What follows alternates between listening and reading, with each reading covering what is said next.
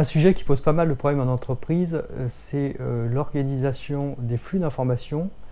Et ce sujet devient de plus en plus problématique dès qu'on a une croissance. Par exemple, une entreprise comme Zapier est passée de mémoire de 500 à 5000 personnes en 2 ou 3 ans. Imaginez passer de 500 à 5000. Alors, je vais prendre un exemple très simple pour vous montrer à quel point on peut simplifier les flux d'organisation et les rendre plus efficaces. Je vais prendre un exemple qui est l'email.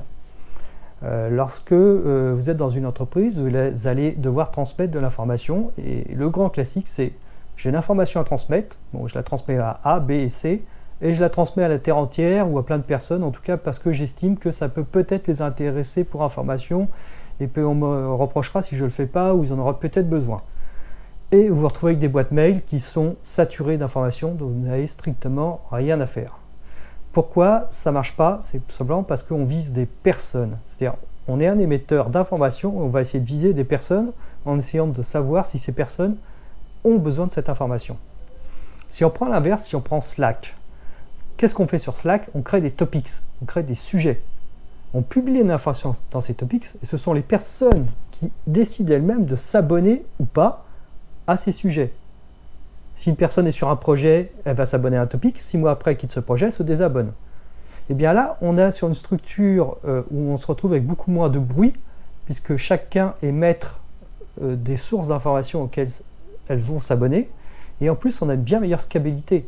Si vous passez de 50 à 500 en 3 semaines, 4 semaines, plutôt 3 mois, 4 mois, 6 mois, etc., si vous continuez avec cette histoire d'email, vous allez passer votre temps à envoyer des emails à la terre entière, et les boîtes mail vont exploser, et tout le monde va passer 1 heure tous les jours à essayer de trier ses mails, et le sport national va être d'essayer de déjà supprimer tous les mails qui n'ont aucun intérêt, pour essayer d'avoir du temps après pour faire son travail et aussi pour lire les mails qui sont intéressants.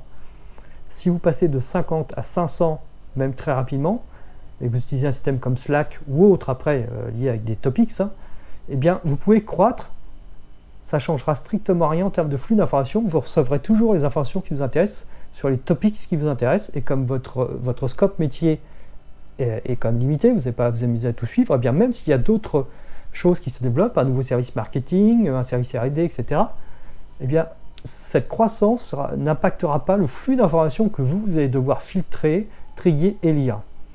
Donc vous voyez que sur un simple choix d'outils, on peut avoir une bien meilleure circulation d'informations, beaucoup moins de perte de temps et une capacité à faire grandir l'équipe sans peine.